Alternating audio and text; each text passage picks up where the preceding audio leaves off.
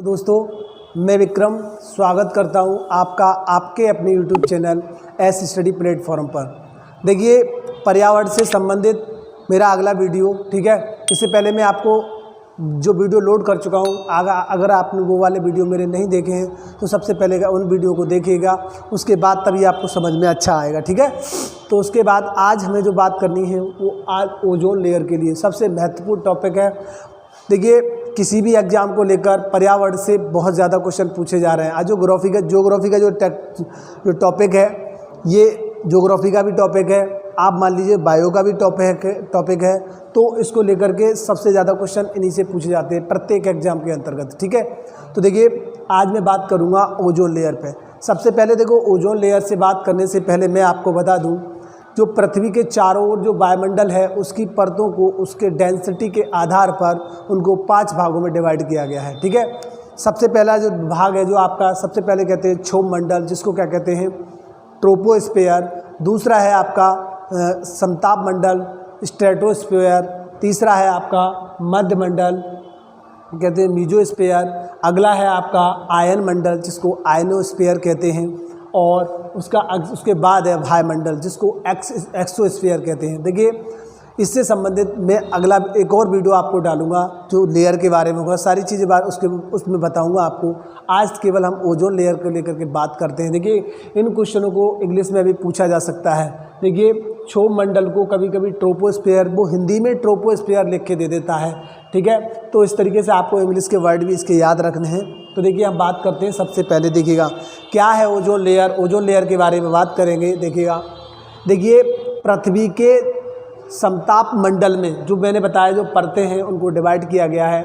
और जो समताप मंडल में 90% देखिए ओजोन गैस पाई जाती है, ठीक है। ओजोन गैस पाई जाती है जो ऑक्सीजन की लेयर है। तो देखिएगा जो 90% पाई जाती है ओजोन लेयर में, इसका काम होता है हमें सूर्य से आने वाले अल्ट्रावायलेट रेज से बचाना, अल्ट्रावायलेट किरणें जो होती है उनसे बचाना, ठीक है। तो 90% ओजोन लेयर पाई जाती है। 10% जो लेयर पाई जाती है वो क्या कहते हैं क्षोभ मंडल यानी ट्रोपोस्फीयर में पाई जाती है। देखिए जो ओजोन परत है यदि समताप मंडल में है तो समताप मंडल में तो वो हमारे लिए लाभकारी है, लेकिन अगर वही परत क्षोभ मंडल में है तो क्या है वो हानिकारक है, क्योंकि वो गैस क्या करती है ग्लोबल वार्मिंग के लिए जिम्मेदार होती है, ठीक है। तो देखिए सबसे पहले हम बात करते हैं कि पृथ्वी के वायुमंडल में ओजोन गैस पाई जाती है। इसकी 90% मात्रा समताप मंडल में पाई जाती है, जिसकी देखिए जो अधिक डेंसिटी मतलब घनत्व है वो क्या है 20 से लेकर 35 किलोमीटर तक है। वैसे तो ये पाई जाती है 10 से लेकर 50 किलोमीटर, ये ध्रुव है और ये विषुवत रेखा पर, ठीक है। 10 से लेकर 50 किलोमीटर तक ऊंचाई पर पाई जाती है, ठीक है। तो इसकी सघनता सबसे ज़्यादा 20 किलोमीटर से लेकर के 35 किलोमीटर तक है। बाकी जो 10% मैंने आपको बताया, 10% गैस जो है वो क्षोभ मंडल में पाई जाती है, ठीक है। देखिए समस्या क्या है, प्रॉब्लम क्या है, क्यों हमें इसके बारे में जानकारी, क्यों इसके बारे में पढ़ना ज़रूरी है और इसके बारे में हमें जागरूकता फैलाने की ज़रूरत है। देखिए सबसे पहले क्या है, ओजोन परत का पतला होना स्वास्थ्य एवं ग्लोबल वार्मिंग के लिए जिम्मेदार होता है, मतलब समस्या का कारण है, ठीक है। तो देखिए ग्लोबल वार्मिंग के लिए और देखिए पतला होना, देखिए क्या किया था ओजोन गैस का पतला होना, पतली हो रही है गैस लगातार। देखिए क्या है इसका कारण कि देखिए जो दक्षिणी ध्रुव है अंटार्कटिका पर जो ब्रिटिश टीम थी उसने देखा और बताया कि ग्लोबल वार्मिंग लगातार पतली हो रही है अंटार्कटिका में। देखिए अंटार्कटिका पर पतली हो रही है, उसके कारण क्या है ग्लोबल वार्मिंग की समस्या होगी। देखिए ग्लोबल वार्मिंग क्या होता है, पृथ्वी का टेम्परेचर बढ़ जाना, ठीक है। पृथ्वी का जो औसत टेम्परेचर मैं आपको पहले बता चुका हूँ 14 से 15 डिग्री सेंटीग्रेड होता है, ठीक है। तो देखिए समस्या का बढ़ना, ठीक है, ग्लोबल वार्मिंग की समस्या का क्या है उसका पतला होना।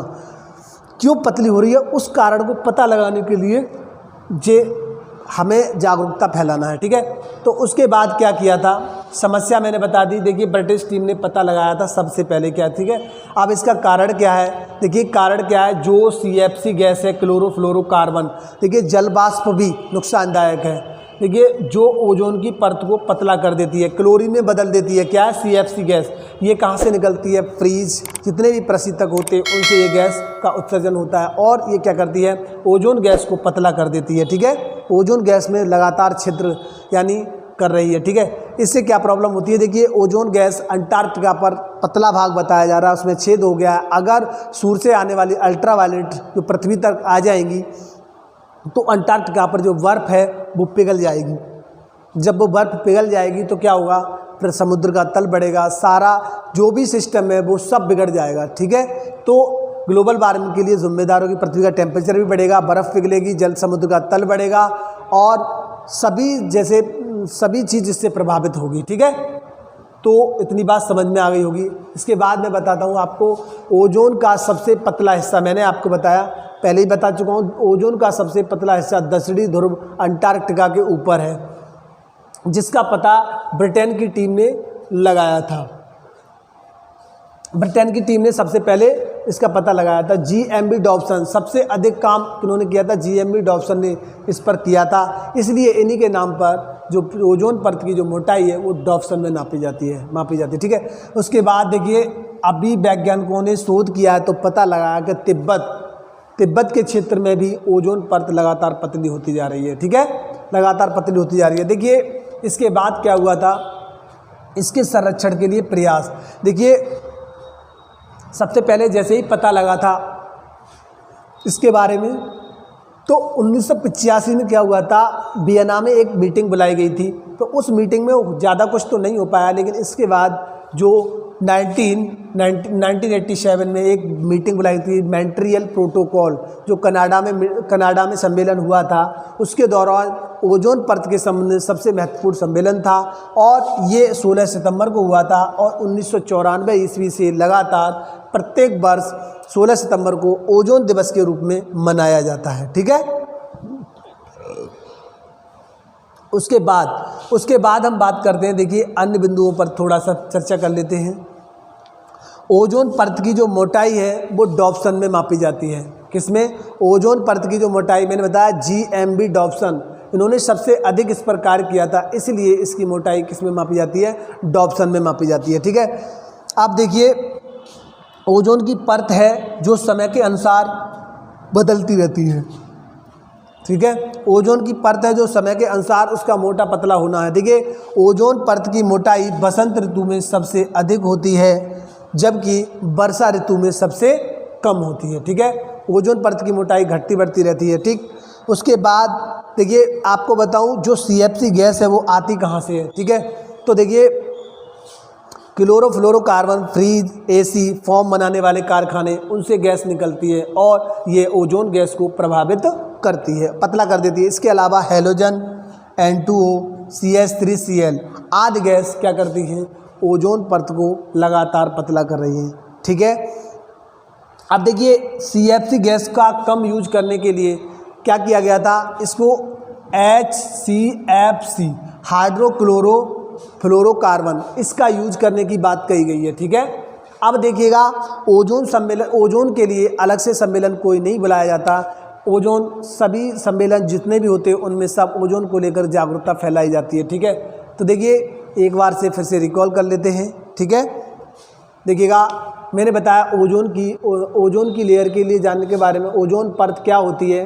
देखिए समताप मंडल में क्या कहते हैं, एक अधिक सघन वाली ओजोन परत पाई जाती है। ओजोन परत पाई जाती है जो क्या है? देखिए जो हमारे लिए क्या कहते हैं लाभकारी है। सूर्य से आने वाला अल्ट्रावायलेट रेज जिसका 93 से 99% भाग तक अवशोषित कर लेती है।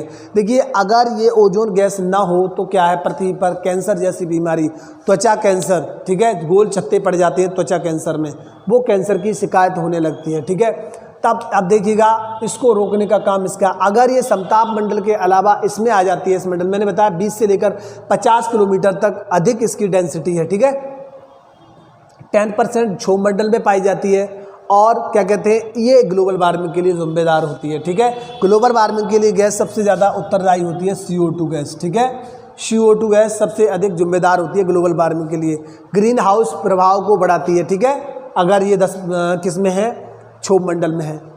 पृथ्वी पर वायुमंडल ओजोन की परत पाई जाती है जिसका 90% भाग किसमें पाया जाता है, समताप मंडल में, और क्या कहते हैं 20 से 35 किलोमीटर तक इसकी अधिकता है। सबसे पहले एक क्वेश्चन तो यही पूछ लिया जाता है कि ओजोन गैस किस मंडल में पाई जाती है, तो समताप मंडल में आंसर देंगे। आपका स्ट्रेटोस्फीयर भी हो सकता है अंग्रेजी में लिखने के, याद रखना इसको भी। जबकि 10% भाग क्षोभ मंडल में पाया जाता है, ठीक है। ओजोन का पतला होना इसकी सबसे बड़ी समस्या है जो कि ग्लोबल वार्मिंग और स्वास्थ्य के लिए हानिकारक होती है, ठीक है। अब समस्या बढ़ना, ठीक है, इसका कारण क्या है, CFC गैस, क्लोरोफ्लोरोकार्बन का उत्सर्जन जो ओजोन गैस को पतला कर देती है, क्लोरीन ओजोन को क्लोरीन में मतलब क्लोरीन में बदल देती है, ठीक है। उसके बाद ओजोन का सबसे पतला हिस्सा दक्षिण ध्रुव के अंटार्कटिका के ऊपर है, ठीक है। ब्रिटेन्स टीम ने पता लगाया था, GME डॉप्सन ने इस पर सबसे अधिक काम किया था, इसलिए ओजोन परत की जो मोटाई है वो डॉप्सन में मापी जाती है, ठीक है। संरक्षण के प्रयास मैंने बताया 1985 वियना में एक सम्मेलन हुआ, लेकिन वो ज़्यादा सफल नहीं रहा। इसके अलावा मॉन्ट्रियल प्रोटोकॉल 1987 ईस्वी कनाडा में हुआ था, उसके ओजोन परत के संबंध में सबसे महत्वपूर्ण सम्मेलन था, और 16 सितंबर को ओजोन दिवस के रूप में 1994 से मनाया जाता है प्रत्येक वर्ष, ठीक है।